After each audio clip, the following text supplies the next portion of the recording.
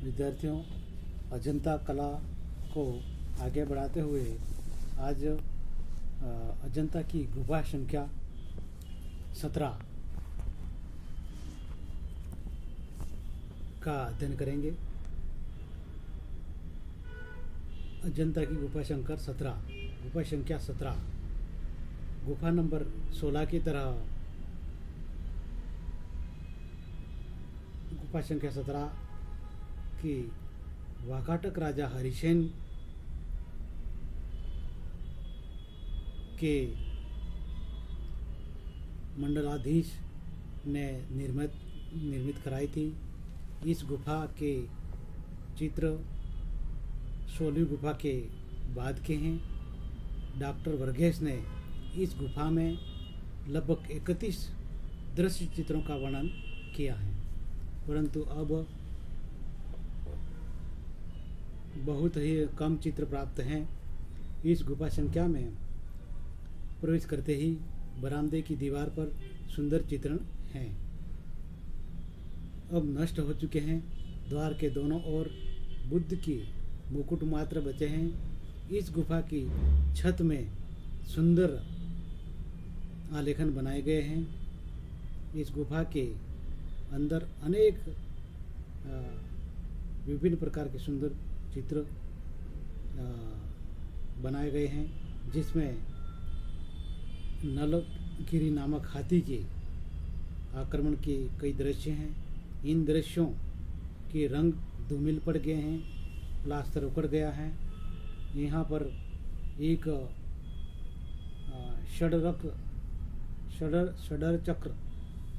षडर चक्र का आलेखन सुंदर बन पड़ा है।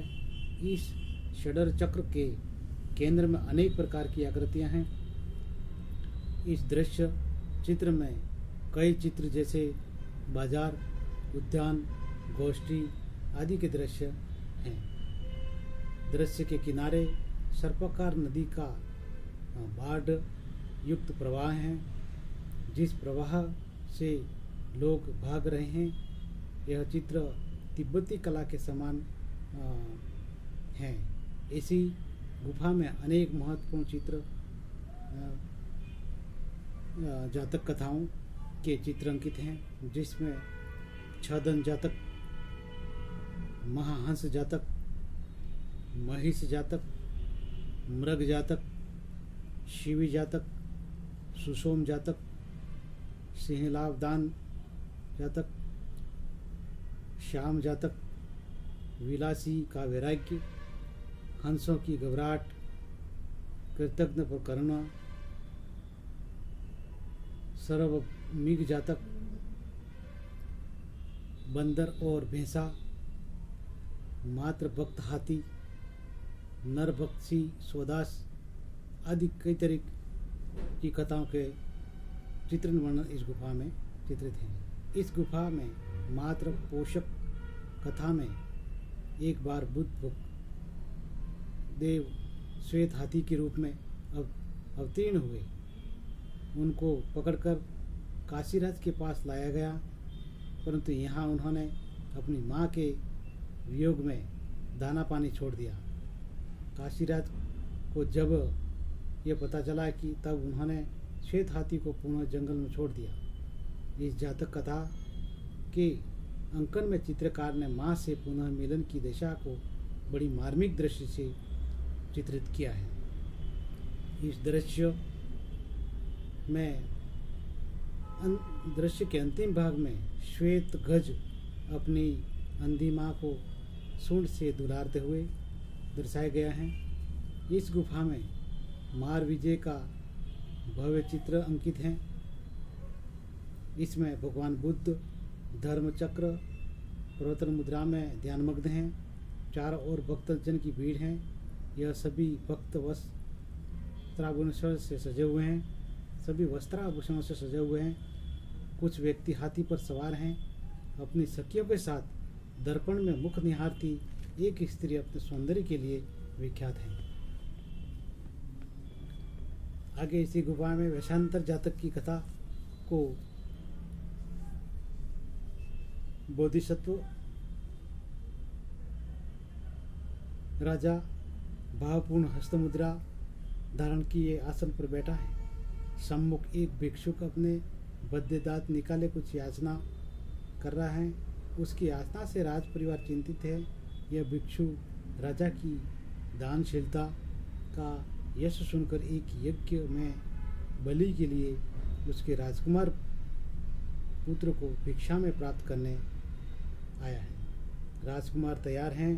पीछे सेवक पात्र में जल लेकर आया है, जिससे यह प्रतीत होता है कि राजा ने इस महादान का संकल्प कर लिया है और अपने पुत्र को बलि के लिए देने ही वाले हैं।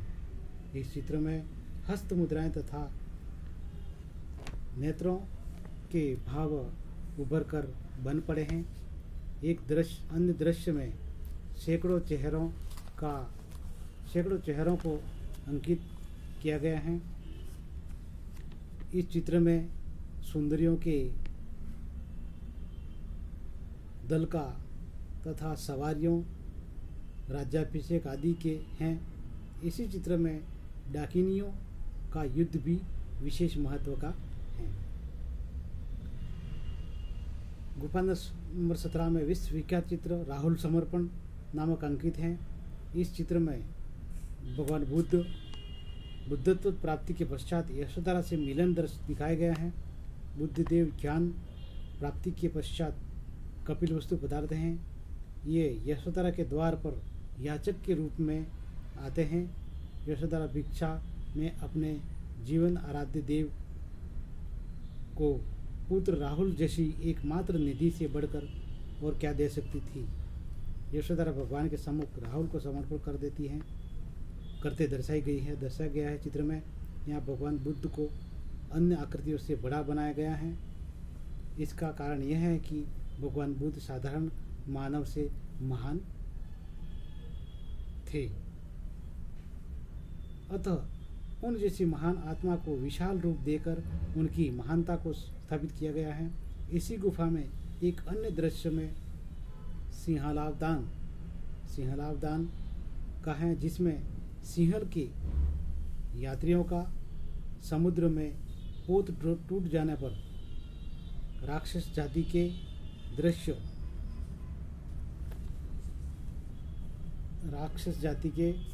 दृश्य लोगों से युद्ध का सुंदर ढंग से अंकन किया गया है।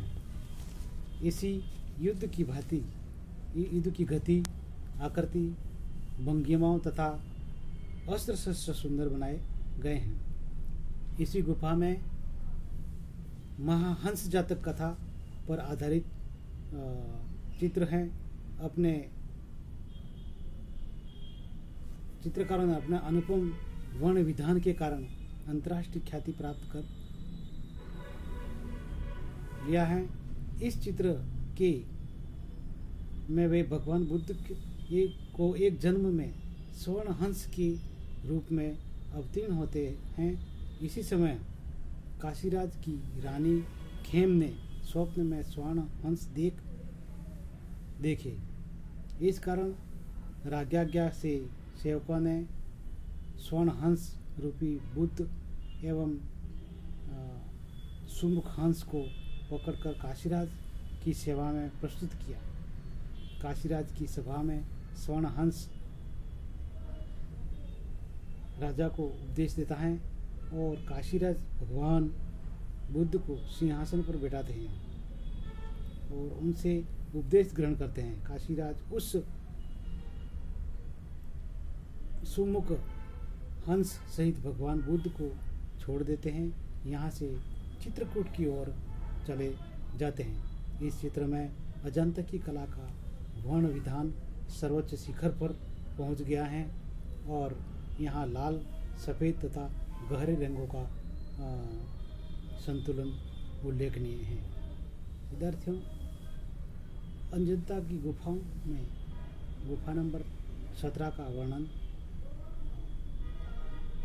इस प्रकार था और यहीं इसका अंत करते हैं। धन्यवाद।